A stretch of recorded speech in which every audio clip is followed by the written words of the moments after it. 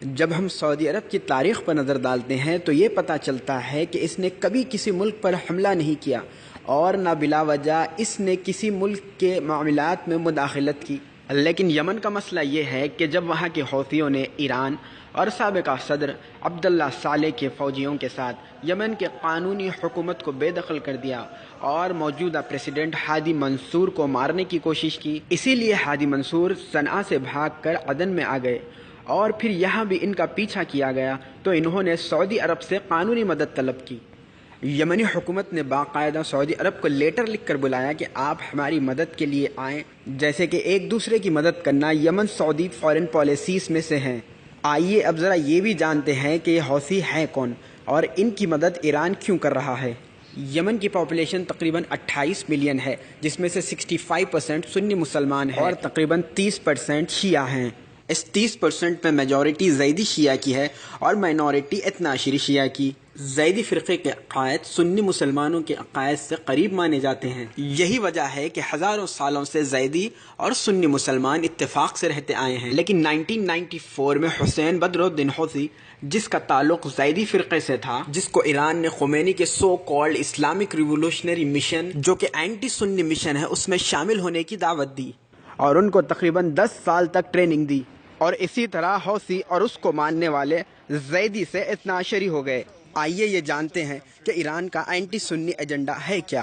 آج کے اس موجودہ دور میں خمینی کے مشن کے اثرات کو سنی مسلمانوں پر دیکھ کر مورخین اور محققین اور کئی مشائخ اس بات پر پہنچے ہیں کہ خمینی کا مشن وہی مشن ہے جو شاہ اسماعیل صفوی کا تھا۔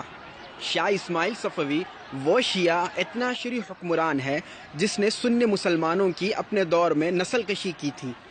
تقریباً 1500 عیسوی میں شاہ اسماعیل صفوی فارس پر غلبہ پا لینے کے بعد یہ نظام بنایا کہ جو ابو بکر اور عمر رضی اللہ تعالیٰ عنہ کو گالی نہیں دے گا اس کی جان لے لی جائے گی، اور جو سنی مسلم سنی عقائد چھوڑ کر اثنا عشری شیعہ عقائد کو نہیں اپنائے گا اس کی بھی جان لے لی جائے گی۔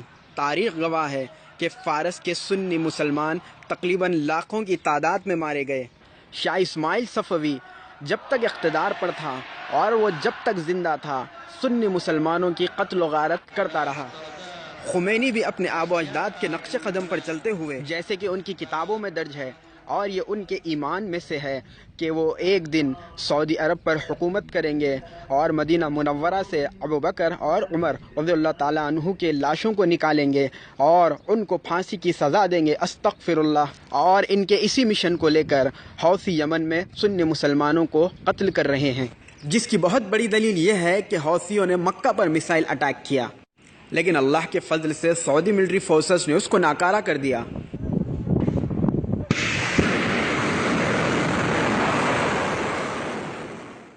اس کے باوجود ایران اور حوثیوں کے سنیوں کے خلاف یہ ظلم اور سازشیں اس لیے سامنے نہیں آتے کیونکہ انٹرنیشنل میڈیا پر ایران اور اسرائیل جیسی طاقتوں کا غلبہ ہے۔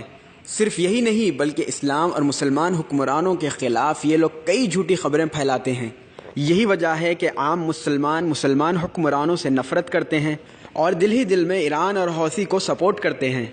یہ ویڈیو بنانے کا مقصد آپ کو دشمنوں کی سازشوں سے آگاہ کرنا ہے اور آپ کو بتانا ہے کہ صحابہ کرام کو گالی دینے والے کبھی مسلمانوں کے دوست نہیں ہو سکتے۔